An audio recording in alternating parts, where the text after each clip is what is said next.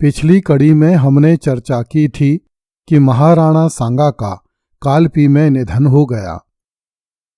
राणा सांगा की मृत्यु के बाद राजपूतों का संघ बिखर गया। सांगा के बाद राजपूतों का नेतृत्व करने वाला कोई प्रभावशाली हिंदू नरेश नहीं रहा। इस कारण हिंदुओं के प्रभाव को बड़ा धक्का लगा और आसपास के मुसलमान राज्यों में राजपूतों का भय समाप्त हो गया। इब्राहिम लोदी के समय में लोदी सल्तनत के कमजोर पड़ जाने के समय से ही हिंदू शासक उत्तरी भारत में अपनी शक्ति बढ़ाने का स्वप्न देख रहे थे, किंतु खानवा के मैदान में हिंदू राजाओं की हार के कारण वह स्वप्न बिखर गया। भारत पर राज्य करने के लिए तुर्क भले ही जीवित नहीं बचे थे, किंतु अब उनका स्थान मुगलों ने ले लिया। इस प्रकार खानवा की पराजय हिंदुओं के लिए अतीत में हो चुकी एवं भविष्य में होने वाली ढेर सारी पराजयों की तरह एक सामान्य पराजय नहीं थी, अपितु यह एक युगांतकारी पराजय थी। इस युद्ध में पराजय के कारण हिंदू नरेशों के हाथों से हिंदुस्तान का राज्य मुट्ठी में बंद रेत की तरह फिसल गया। यह पराजय उतनी ही दुर्भाग्यपूर्ण थी जितनी कि ईस्वी 1192 में हुई सम्राट पृथ्वीराज चौहान की पराजय, जितनी कि ईस्वी 1556 में हुई दिल्ली के हिंदू सम्राट विक्रमादित्य हेमचंद्र की पराजय, जितनी कि ईस्वी 1761 में हुई मराठा सेनापति सदाशिवराव भाऊ की पराजय। खानवा युद्ध की पराजय के बाद राजपूताना एक बार फिर से असुरक्षित हो गया और उस पर पास पड़ोस के राज्यों के आक्रमण आरंभ हो गए। राजपूताना की स्वतंत्रता फिर से खतरे में पड़ गई। खानवा युद्ध ने भारत में विशाल मुगल साम्राज्य की स्थापना का मार्ग खोल दिया। अब बाबर की रुचि समरकंद और अफगानिस्तान से समाप्त होकर पूरी तरह भारत में हो गई। खानवा विजय के उपरांत बाबर बयाना चला गया। उन दिनों बयाना को राजपूताने का दरवाजा कहा जाता था, जहां से बाबर राजपूताना के भीतर घुसना चाहता था, परंतु भीषण गर्मी के कारण वह अलवर से आगे नहीं बढ़ सका। चूंकि हसन खां मेवाती की मृत्यु हो चुकी थी और उसके पुत्र नाहर खां को बाबर ने फिर से बंदी बना लिया था, इसलिए मेवात की रक्षा करने वाला कोई नहीं था। यही कारण था कि बाबर ने थोड़े से ही प्रयास से मेवात पर अधिकार कर लिया। बाबर ने लिखा है कि मेवात से सालाना 4 करोड़ रुपए मालगुजारी प्राप्त होती थी। सांगा से मुक्ति पाने के बाद बाबर को अपने पक्ष की आंतरिक समस्याओं पर ध्यान देने का समय मिला।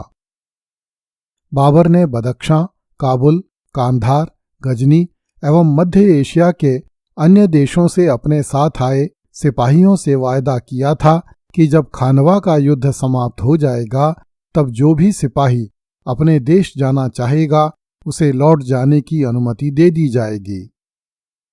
अब वे सिपाही फिर से अपने देश जाने की मांग करने लगे।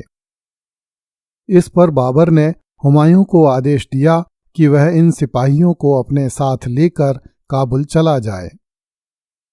हुमायूं को काबुल भेजने का कारण यह था कि हुमायूं की सेना में अधिकांश सैनिक बदख्शां तथा उसके आसपास के क्षेत्रों के रहने वाले थे और वे किसी भी कीमत पर भारत में रहने को तैयार नहीं थे। बाबर का दायां हाथ समझा जाने वाला मेहदी ख्वाजा भी अपने देश लौट जाने को बड़ा व्याकुल था। उसे भी काबुल जाने की अनुमति दी गई। मेहदी ख्वाजा के पुत्र जाफर ख्वाजा ने भारत में रहना स्वीकार कर लिया था, इसलिए उसे इटावा का गवर्नर नियुक्त किया गया। बाबर ने एक फतहनामा लिखवाया जिसमें अपनी भारत विजयों का वर्णन विस्तार से करवाया तथा उसे मोमिन अली तवाची के साथ काबुल भेजा गया। बाबर ने लिखा है कि इस दौरान हसन खां मेवाती का पुत्र नाहर खां अब्दुल रहीम की निगरानी से भाग गया। इस पंक्ति से ऐसा प्रतीत होता है कि खानवा के मैदान में हसन खां मेवाती तो वीर गति को प्राप्त हुआ था, किंतु उसका पुत्र फिर से बाबर द्वारा कैद कर लिया गया था। अब वह पहरेदारों को चकमा देकर भागने में सफल रहा। बाबर ने चंदवार तथा रापरी के लिए कुछ सैनिक टुकड़ियां रवाना की, जहां इन स्थानों के पुराने तुर्क शासकों ने बाबर को खानवा के युद्ध में व्यस्त जानकर अधिकार कर लिया था। कुछ ही दिनों में चंदवार तथा रापरी फिर से बाबर के अधीन हो गए। इटावा पर भी कुतुब खां ने अधिकार कर लिया था, किंतु जब उसे ज्ञात हुआ कि मेहदी ख्वाजा का पुत्र जाफर ख्वाजा इटावा आ रहा है, तो कुतुब खां इटावा छोड़कर भाग गया। इस प्रकार इटावा भी पुनः बाबर के अधिकार में आ गया। बाबर ने सुल्तान मोहम्मद दूलदाई को कन्नौज का गवर्नर नियुक्त किया था, किंतु कन्नौज वालों ने उसे मारकर भगा दिया। इस पर बाबर ने दूलदाई को सरहिंद का गवर्नर नियुक्त कर दिया तथा कन्नौज मोहम्मद सुल्तान मिर्जा को प्रदान कर दिया। कासिम हुसैन सुल्तान को बदायूं का गवर्नर नियुक्त किया गया। मेवात पर विजय प्राप्त करने के बाद बाबर संभल गया और वहां से चंदेरी पर आक्रमण करने की योजनाएं बनाने लगा। चंदेरी का दुर्ग चंदेरी नगर के सामने 230 फुट ऊंची चट्टान पर स्थित था। यह दुर्ग मालवा तथा बुंदेलखंड की सीमाओं पर स्थित था और मालवा से राजपूताना जाने वाली सड़क पर बना हुआ था। इस कारण चंदेरी व्यापारिक तथा सामरिक दोनों ही दृष्टियों से अत्यंत महत्वपूर्ण था। चंदेरी दुर्ग पर इन दिनों राणा सांगा के दुर्गपति मेदिनी राय का अधिकार था तथा चंदेरी नगर में बहुत से धनपति रहा करते थे। राणा सांगा की पराजय के बाद भी मेदिनी राय ने बाबर के प्रभुत्व को स्वीकार नहीं किया था। इसलिए जनवरी 1528 में बाबर अपनी सेना के साथ चंदेरी पहुंचा। बाबर ने अपने सैनिकों को युद्ध के लिए प्रेरित करने हेतु इसे भी जिहाद का नाम दिया। बाबर ने चंदेरी के दुर्ग पर आक्रमण कर दिया।